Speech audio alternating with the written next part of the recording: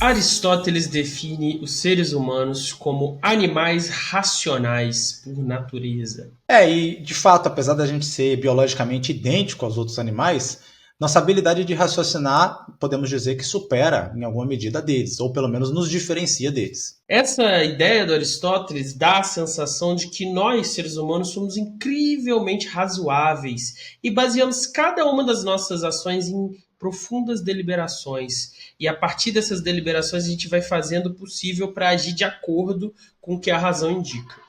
E esse ideal do ser humano racional, tanto Platão quanto Aristóteles vão discutir que vai levar a um paradoxo muito esquisito, chamado de acrasia, que seria o seguinte: uma vez que a gente reconhece o que é o racional e o melhor, por que a gente faz o contrário disso? Exatamente. Então, por exemplo, por que que eu sei na minha cabeça que o melhor para mim é dedicar umas 2 horinhas aí a ler, a estudar, fazer as coisas da dissertação por dia, pouquinho light, mas mesmo assim, mesmo sabendo, se você me perguntar, eu tiver na minha mente sã, eu tenho que fazer isso aqui.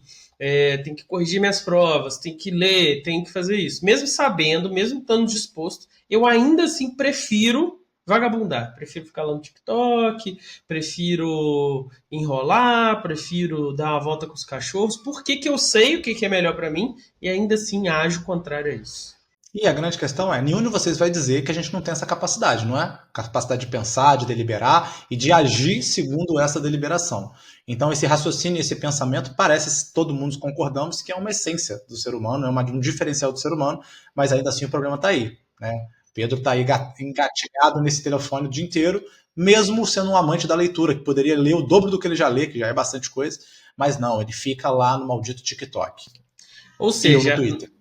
nós temos a capacidade de raciocinar, só que nós não somos máquinas que tomam decisões e executam as funções de acordo. E esse outro lado nosso, né, é o pacote de desejos, instintos, inclinações, crenças e caprichos que o ser humano também tem. Então tem uma imagem famosa aí nas redes que roda, que é um cérebro puxando para um lado e o coração puxando para o outro. Então é um pouco essa imagem, né? Ao mesmo tempo que nós somos razão, nós somos um ser de sentimentos e de desejos que essas coisas nem sempre, aliás, muitas das vezes estão em oposição. É a famosa metáfora de Platão, Rodrigo, que tem uma carruagem puxada por 2 cavalos. Um cavalo é o Kant e o outro cavalo é um pagodeiro. Exatamente. E você, teoricamente, é o cara que tem que administrar a relação entre o Kant e o pagodeiro. Exatamente. E aí, o que que acontece? Esses desejos, eles conflitam, né? Então, eles estão sempre competindo pelo nosso controle para controlar esses processos do nosso pensamento, do nosso corpo funcionando. Então, eles estão em competição entre eles, né? Porque esses desejos têm vários tipos diferentes, de ordens diferentes, eles competem entre si, e eles também competem com essa outra parte racional que delibera e pensa o que que é melhor. Se a gente pensar em níveis de saúde, então, eu sei totalmente que eu devia me alimentar melhor, ter uma alimentação saudável, isso ia me dar maior disposição, eu ia conseguir trabalhar bem, ia conseguir dormir bem. Mas tem ali, acabei de comprar um chocolate 60% cacau, intenso, café, e eu simplesmente já comi 4 bloquinhos e quero ir lá comer mais. Eu sei que eu não deveria. E a Pamela vai comer em qualquer momento, eu vou ter que ir lá antes dela e comer o resto. Então, o que é isso que acontece dentro de mim, que essas duas coisas são ao mesmo tempo, você é apontado para as duas direções totalmente distintas.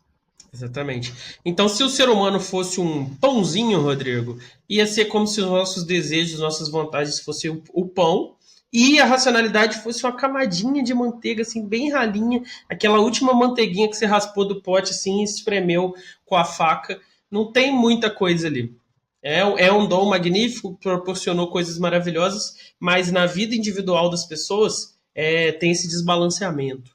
Os racionalistas, inclusive, eles acham que não, né? Que a racionalidade consegue se impor. Depois que os românticos vieram aí mostrar e discutir que não, essa perspectiva é mais parecida com a sua, né? A racionalidade é uma parte pequena, frágil, fraca, e o sentimento e os desejos se impõem de maneira muito mais preponderante.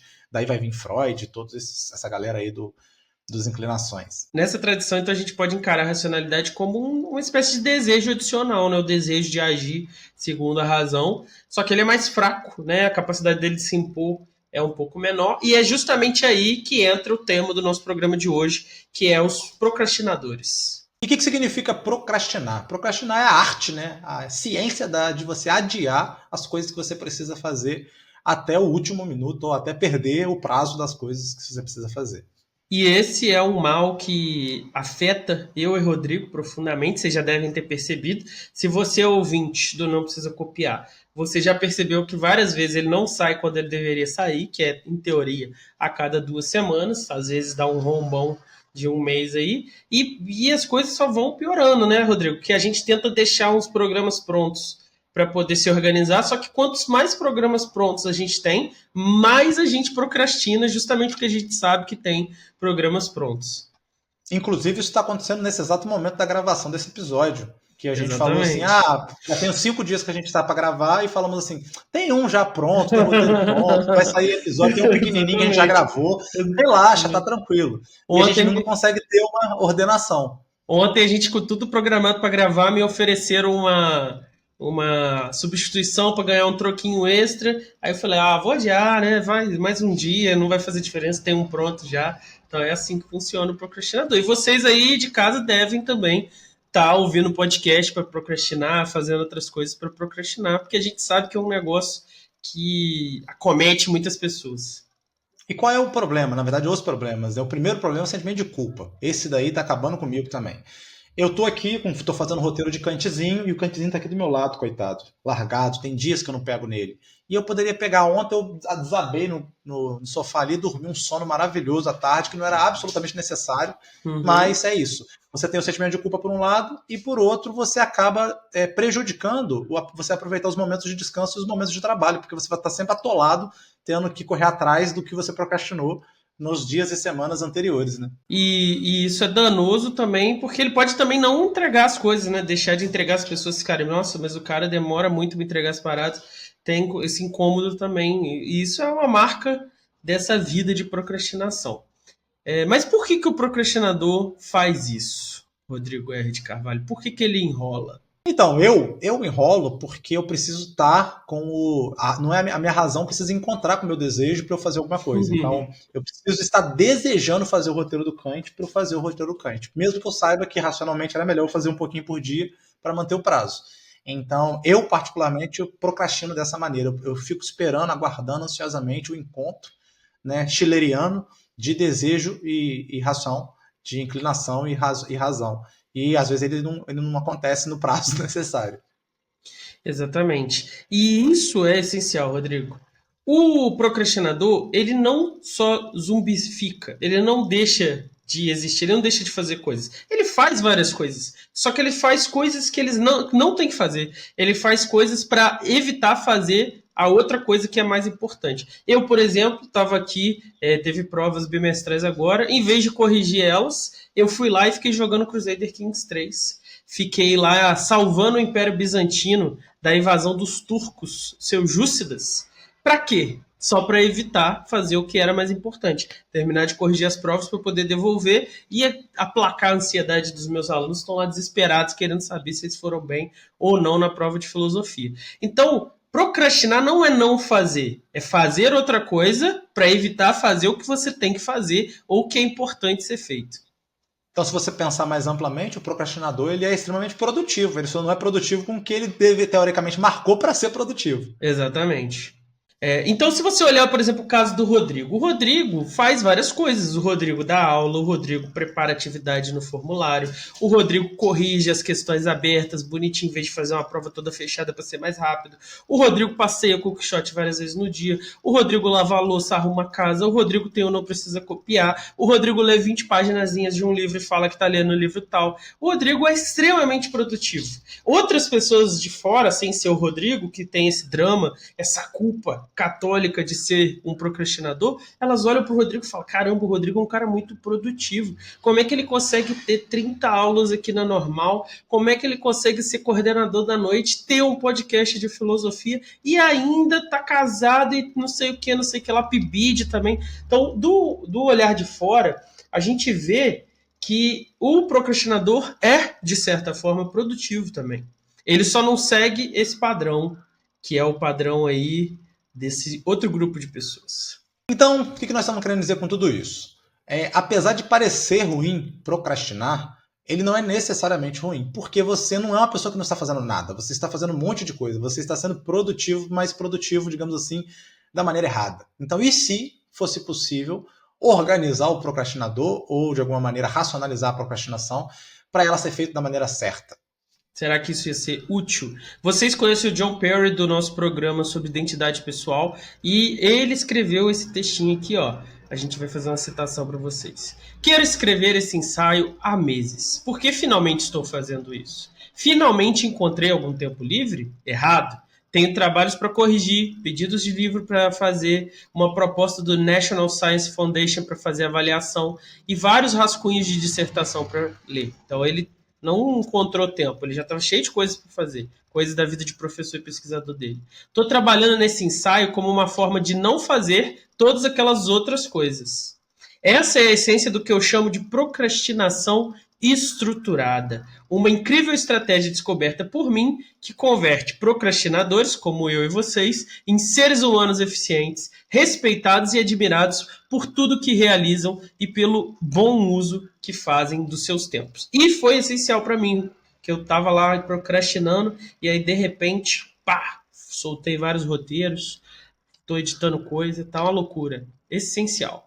Então, é aí que entra esse livrinho aí, mais um livrinho do John Perry, que está aí virando sócio, já não precisa Tô copiar, viciado. viciado no John Perry, para trazer essa discussão sobre o conceito de procrastinação estruturada, que ele vai colocar em discussão na nossa sociedade, que discute tanto produtividade, né? Exatamente. Não só a produtividade que a sociedade cobra, mas também a forma como nós nos vemos. Isso que eu acho interessante dessa questão, né? Parece que procrastinação é um ramo, uma coisa que deveria ser estudada pela psicologia, mas não necessariamente, porque o conceito que o John Perry vai colocar em questão aqui é um trabalho do filósofo, né?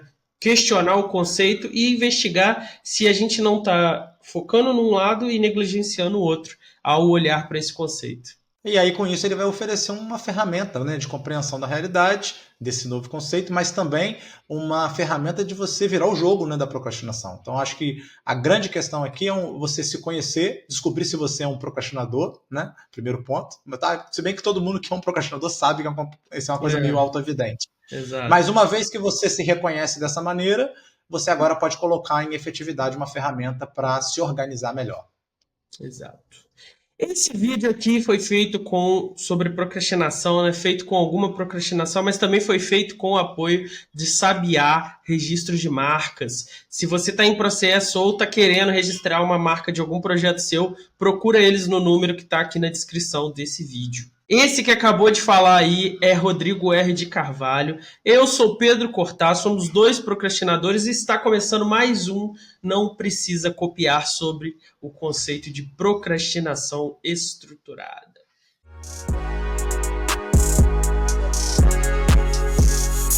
Não há nada de errado com você ser canhoto.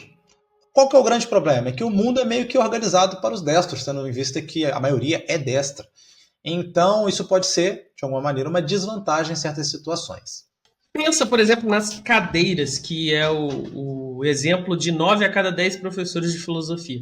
Essas carteiras que tem em faculdade, que tem em escola, elas têm uma mesinha para você escrever, apoiar o caderno ali, o tablet hoje em dia, apoiar o braço. Só que todas essas carteiras têm a mesinha do lado direito, né? Que elas foram feitas para pessoas destras. E aí qual que é o problema? O canhoto, coitado, senta nessa mesinha feita para o destro e tem que ficar com o seu braço pendurado no ar, escrevendo todo torto, todo desconfortável, porque aquela cadeira não foi feita pensando na diversidade de que existem pessoas destras, mas também existem pessoas canhotas. Então, por causa disso, o Perry vai colocar que o canhoto é como se fosse um deficiente situacional, ou seja, em situações que foram pensadas, colocadas para pessoas destras, o canhoto ele tem uma desvantagem real. E o nosso mundo foi feito para pessoas organizadas, né? Essa é a grande analogia aqui que o Pedro está trazendo. Então, Exatamente. as pessoas que não são organizadas, que não cumprem prazos, que não são produtivas, elas são, na verdade, que não tem planejamentos, que não tem planejamentos, elas são tratadas como vagabundos, preguiçosos e procrastinadores, né? Exatamente. Mas mesmo que nós aqui, eu e Rodrigo, e você que está ouvindo aí, sejamos vagabundos, procrastinadores safados, segundo essas pessoas organizadas, os verdadeiros donos do mundo hoje, se vocês notarem, Eu e Rodrigo somos professores concursados do Estado, você provavelmente tem algum emprego, nós temos também esses projetos, nós estudamos, então ser vagabundo talvez não seja tão ruim como os organizados, e a propaganda dos organizados faz você acreditar.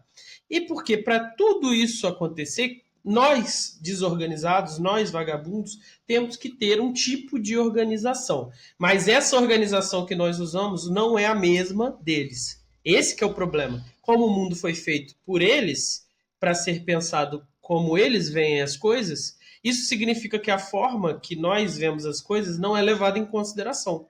Entende? E aí está colocado, então, né, os dois conceitos do Perry. Então você tem, de um lado, o pessoal da organização vertical, que são aí nossos inimigos, nossos arquirrivais, os Exato. organizados clássicos, né? E nós, os coitados da organização horizontal, que são os procrastinadores, aqueles que não conseguem, né, determinar que dia que vai fazer qual coisa, qual vai ser o primeiro, qual vai ser o segundo, em que momento do seu dia. Sabe a agenda? A gente não consegue ter agenda. Esse é o grande problema. Se você tem uma agenda, se você segue sua agenda, você é um vertical. Então esse daí é o critério para você estabelecer o que você é. Agora, se você tem uma agenda, tenta ter e não cumpre ela, você é um horizontal. Não, acho que ter agenda não é o suficiente, porque muitos de nós, escravizados pela forma dos verticais de pensar, nós temos agendas e mantemos aquele caderninho vazio. Aí às vezes a gente vai lá e rabisca Isso. alguma coisa, Humilhado, fecha humilhado. ele. É, exatamente. E segundo o Perry, a maioria esmagadora dos procrastinadores são também organizadores horizontais, mas eles não se veem assim. E é por isso que eles carregam a culpa que o Rodrigo falou. O nosso programa aqui é para tentar reverter isso. Vamos entender o que é essa organização horizontal e usar isso a nosso favor. E aí nós vamos deixar de ser procrastinadores, simplesmente, para nos tornarmos procrastinadores estruturados. E assim como o mundo foi criado para os destros e os canhotos têm essa desvantagem, nós, os organizados horizontais, os procrastinadores, que ainda não estão estruturados, também levamos uma desvantagem frente aos organizados, aos verticais. Exato. A ideia de organização vertical, ela vem daqueles armários de arquivamento, aqueles armários compridos assim de pé. Esses armários aí que vão desaparecer, né? Porque a gente está migrando do papel para o virtual, mas no virtual nós temos também essa ideia de pastas organizadoras, né? Você tem as pastas tudo de vez em quando, eu tenho uma recaída, não, uma pressão vertical, e aí eu pego meu downloads, abro aquela zona do downloads e vou lá botando as pastinhas, criando pasta de livros baixados, pasta de, né, MP3 música, pasta de imagem, e aí eu tento dar aquela ordem para daqui a 10 minutos tá tudo descacetado de novo. Essa é a diferença. Esses armários ainda existem, né, em secretaria de escola, a gente vê lá, mas no virtual essa diferença existe, que é isso daí. Aquele download, aquele desktop loucura e as pastinhas diferenciando cada coisa. Então a ideia vem daí. E a principal diferença é que os verticais, eles têm a capacidade inata de usar essas coisas e seus equivalentes do mundo digital ou de qualquer realidade que eles estejam envolvidos. Eles conseguem, eles se sentem confortáveis, eles são como um peixe na água usando esse tipo de coisa. Vou dar um exemplo para vocês. A Pamela estava terminando o mestrado, né? Vai defender agora mês que vem o outro não, em agosto. E cada dia da semana dela, cada hora dela já está determinado o que ela precisa fazer para entregar no prazo. Então ela tem lá a atividade de hoje, qual é, a atividade de amanhã, qual é. Quando a gente vai gravar, eu falo, amor, tem como deslocar a atividade das 14 horas para outro cômodo da casa? Aí ela vai lá no Excel dela, mostra, muda, e aí a gente consegue gravar. Então é disso que a gente está falando. Exatamente. Enquanto a gente Rodrigão, posso adiar para 3h30? Nem sei o que eu ia fazer 3h30. Só sei que eu tenho que ver, confirmar com a Pamela se posso, se ela vai ocupar o escritório. O Excel ou não. dela comporta, né? Fora isso, isso. a minha parte. O Pedro larga a gravação no momento porque chegou alguém com sorvete na casa dele. É disso que a gente está falando. Isso, exatamente. E aí, essas pessoas, como é que elas funcionam? Elas pegam, assim, as coisinhas que elas usam, elas colocam nas pastinhas. E aí, eu vou usar esse celular daqui a 1 hora. Eu coloco aqui nessa pasta. Eu vou usar essa caneta daqui a 10 dias. Aí eu coloco na outra pasta. Terminei esse capítulo aqui, agora eu vou trabalhar nesse daqui. Aí ela fecha tudo, guarda. Isso é que eles fazem. Eles conseguem usar esses armazenamentos. Eles conseguem voltar naquela pasta. Enquanto os horizontais não trabalham assim. Por exemplo, no nosso caso aqui, na minha mesa tem um livro que eu comprei do A Evolução da História do Liberalismo do Paim, que vai virar um episódio aí ou uma série, ainda não sei. Tem o Kant, coitado, que está soterrado por esse, teoricamente o Kant deveria estar em cima, que ele deveria ser feito antes. Tem um Essa é a monte diferença. de fio, tem um monte de fio aqui desenrolado, eu tive que virar o computador para ele não aquecer para poder editar, então é disso que a gente está falando. E eu vou levantar daqui, vou embora para dar aula e ele vai ficar assim, quando eu voltar ele vai estar assim também. Exatamente. Enquanto o vertical guarda tudo bonitinho, deixa a mesa limpa e quando ele precisa ele volta lá nos armazenamentos, o horizontal deixa tudo espalhado, tudo ali aberto. Se não está no horizonte de possibilidade deles ali, não existe. Não existe, simples É assim. por isso que a gente é horizontal? Tem que estar no horizonte? Exatamente. Deve ter uma Talvez, relação. talvez, talvez, talvez. Poderíamos Esparra. ser organizadores esparramados. É meio que você falou, né? Você citou as coisas esparramadas, as coisas me convidam a fazer, tendo em vista que elas estão ali no, onde o meu olho toca, né? Então, de alguma Uhum. maneira, eu preciso que as coisas estejam à Igual o minha Rei Leão. vista. Igual o Rei Leão, igual o Simba, né? O sol, tudo que o sol toca é o meu reino. Então, tudo que eu preciso fazer tem que estar onde o meu olho toca. Senão, eu falo para meus alunos, tem que mudar minha nota, professor. Beleza, manda um WhatsApp para mim, deixa que eu vou deixar o WhatsApp lá com aquele negocinho vermelhinho, para eu lembrar em casa de mudar sua nota. Aí eu preciso abrir o WhatsApp e ver o vermelhinho lá, senão aquilo já sumiu da minha mente completamente, porque não está no meu horizonte. O sol não está Exato. batendo nessa informação. Exatamente. Então veja só, não é que nós sejamos distraídos, ouvinte, não é que a gente não se lembre, não tenhamos memória. Nossa memória é muito boa, nossa atenção para fazer certas coisas é muito boa. É que é diferente. Nós não temos a capacidade inata de usar esse armazenamento vertical. Então, quando a coisa some do nosso horizonte, quando a coisa não chama a gente, ela deixa de existir real e oficial. Ela desaparece, acabou. A gente não procura por ela. Eu não consigo nem pensar esse pensamento sobre essa coisa. Eu tenho aqui um negócio de uns projetos inacabados que ele fica aqui na minha mesa. E aí, de repente, eu vejo, lembro e continuo. Porque fora isso, não existe. Isso que você falou é muito interessante, porque eu brinco, tem até umas métodos de psicologia que tem a ver com isso, que quando você tem um problema, tem alguma coisa para fazer e essa coisa está te deixando ansiosa, você deveria escrever num papel, que aí você tira ela da sua mente e bota ela em algum lugar. Então, e isso funciona assim, isso é muito natural para mim assim. Se os meus problemas, se eu posso resolvê-los, eles me ocupam. Se eu não posso resolvê-los, eles desaparecem da minha mente. Então, assim, eu tenho uma capacidade muito grande de um problema que não está no meu campo de visão não me incomoda. Então, assim, essa questão do ansioso, né, que o problema está sempre presente, ela não acontece comigo, justamente por essa característica de ter que estar ali a todo momento, Exatamente. senão deixa de existir. Ou seja, imagina que a vida é uma grande caixa de e-mail, Rodrigo. Nós, organizadores horizontais, a gente entra no e-mail e resolve o que está na caixa de entrada. Se tiver uma pastinha, uma abinha ali no canto, urgente, relacionamento, contas, doutorado, não sei o que tem ali. Não faço sentido para mim. Até vir alguém na caixa de entrada e falar assim: você tem que pagar a conta de luz. Aí você lembra de entrar lá. Então, o que seria um arquivamento para um horizontal, né? Para um organizador horizontal, para um procrastinador que está querendo se estruturar?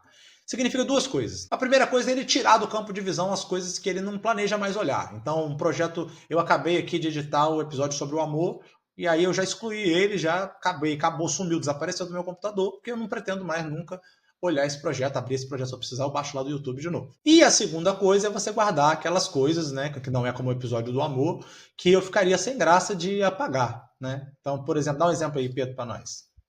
Então, é muito comum para nós que somos da filosofia que a gente receba o convite para ler alguma coisa. Então, imagina que o Fred, que agora fala de política, o cara descolado, mas antigamente estudava Platão e Popper. Então, imagina que o Fred te manda um capítulo de 50 páginas sobre o conceito de falseabilidade e aí ele te pede para dar uma lida. Aí você pega esse PDF que ele te mandou, aí você coloca numa pastinha assim, ó, leituras das férias de julho. Importantes. Vem Leituras aí importantes, né? Coloca assim, para leituras ver se rola. importantes da festa de julho. Aí você coloca lá dentro e deixa ali. Aí o que, que acontece? Se o Fred te encontrar, a gente encontra sempre com o Fred, toma um café com o Fred, às vezes eu vejo ele além dos vídeos do YouTube. Se eu encontrar com o Fred e ele perguntar do capítulo, eu não vou poder mentir, né? Falar, paguei e joguei fora. Seria muito insensível. Eu posso mentir para mim mesmo e para ele falar assim: não, eu vou ler, as férias de julho vem aí e ele tá lá nas leituras importantes que eu vou fazer nesse período. Então é mais ou menos assim que E só para lembrar, a gente tem a horizontal. intenção de ler. A gente tem a intenção de ler. A gente não acredita em nós mesmos que nós vamos conseguir, mas a intenção a gente tem. Exatamente. Então você fala, tá lá na minha pasta de leituras e a vida segue normalmente, certo? Sem estresse. Esse é o jeito que o horizontal usa um arquivamento. E aí então tá classificado, né? Qual que é o problema? Então os verticais olham pra gente e falam: que povo louco, desorganizado, como é que você vive assim? A Pamela às vezes fala isso pra mim. Como que Uhum. você vive desse jeito? Não consigo entender como é que você É consegue fazer qualquer só, coisa. é só você É colocar só se tudo organizar. no Isso. É só planejamento. você fazer uma. Ela já fez agenda pra mim algumas vezes, coitada. Agora ela já desistiu, 8 anos, né? Tanto ela já desistiu. Mas é do mesmo jeito que a gente olha, a gente destro pro canhoto, todo torto escrevendo. Então, a gente olha e fala, que esquisito, como é que é tão mais fácil escrever do nosso jeito? Por que ele escreve desse jeito? Exatamente. Se você achasse que ele é descoordenado por estar escrevendo naquela mesa, não faria sentido nenhum. Não é que ele é descoordenado, é que a mesa não foi feita para ele. Então, nós estamos numa desvantagem situacional. Então, tá tudo certo. Então, em síntese, nós já sabemos qual é o problema. Nós, horizontais, estamos em desvantagem. Os organizados, os verticais, acham que a gente está, na verdade, não se esforça o suficiente. É o clássico, né? Liberal não se esforçou o suficiente. E o que sobra para a gente? É perverter um pouco essa lógica dos arquivos. Então, a gente precisa atingir essa lógica dos arquivos, essa lógica das cadeiras do destro e do canhoto, para daí, então, a gente descobrir qual a forma de organização é adaptada ou é perfeita para os horizontais. Aí a gente produz um método de como atuar e se livra, então, da culpa e se livra também da falta de produtividade, porque aí você consegue se colocar como uma pessoa eficiente. E se reconhecer, né, como produtivo. Exatamente. Um salve para os nossos apoiadores. Nós temos nossos Um apoiadores, beijo. o nosso louco Bruno Takara e a perseverante Isabela Barros, que está aí, continua firme e forte com a gente. Durante o programa a gente vai mandando um salve aí para vocês conhecerem também quem está apoiando esse projeto. É muito importante o apoio de todos vocês para que o projeto continue e a gente melhore nossas câmeras, nossos microfones. Então, apoie. Se você gosta, não precisa copiar. Se você não gosta, fale mal da gente também. Dê um dislike aí no YouTube. Xingue a gente nos comentários, porque a gente vai ficar feliz.